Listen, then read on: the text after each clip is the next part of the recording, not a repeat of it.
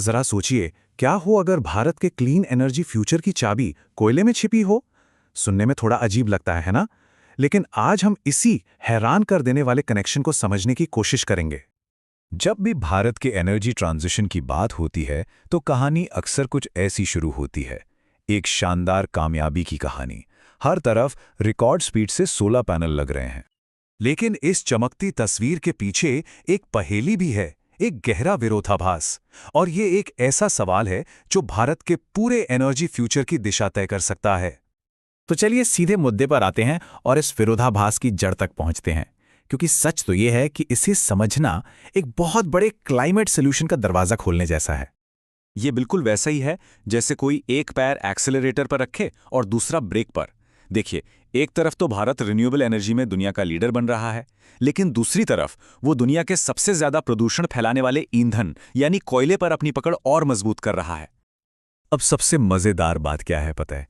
इस पूरी पहेली की जड़ किसी महंगी टेक्नोलॉजी में नहीं है, बल्कि एक बहुत ही सीधी सादी सी चीज में है, और वो है टाइमिंग।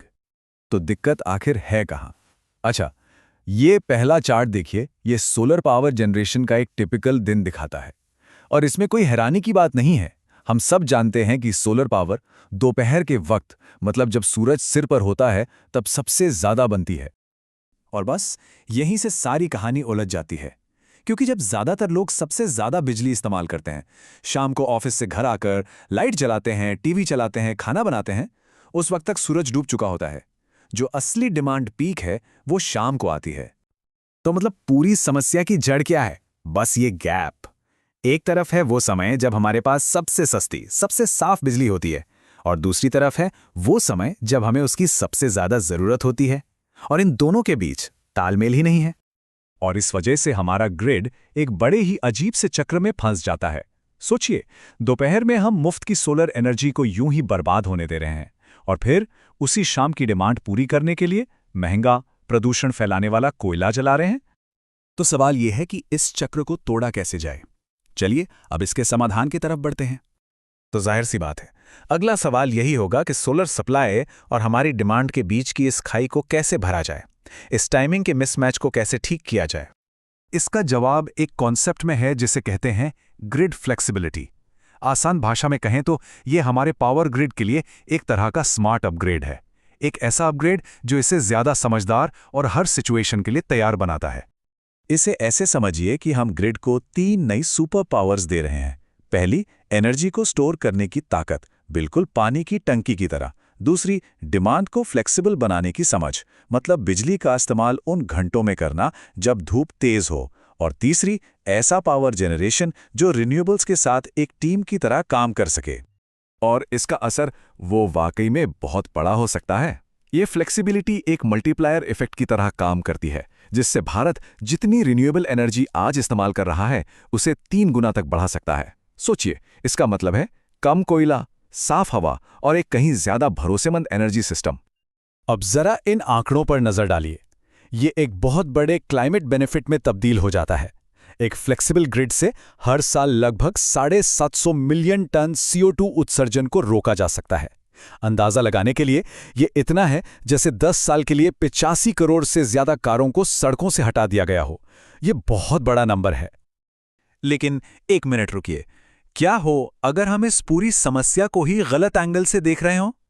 ये हमें एक ज्यादा बुनियादी सवाल की तरफ ले जाता है।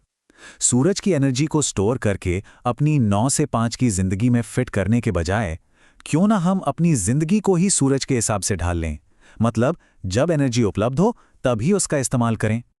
और यहीं पर एक बहुत ही दिलचस्प आइडिया सामने आता है, जिसे कहते हैं रीजेनरेटिव डिमांड ऑर्केस्ट्रेशन, या शॉर्ट में रीडो। अब ये नाम सुनने में थोड़ा भारी भरकम लग सकता है, पर इसका कॉन्सेप्ट बहुत सीधा है। इसका मतलब बस इतना है कि हम अपनी एनर्जी डिमांड को कुदरत की रिदम के साथ सिंक कर लें। तो ये असल जिंदगी में कैसा दिखेगा? ये स्लाइड एक अंदाजा देती है।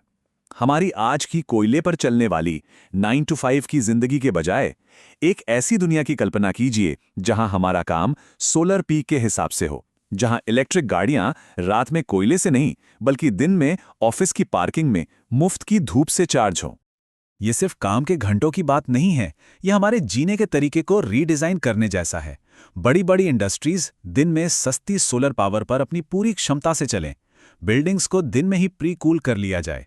पानी की पंपिंग से लेकर खेती तक सब कुछ सूरज की उपलब्धता के हिसाब से हो।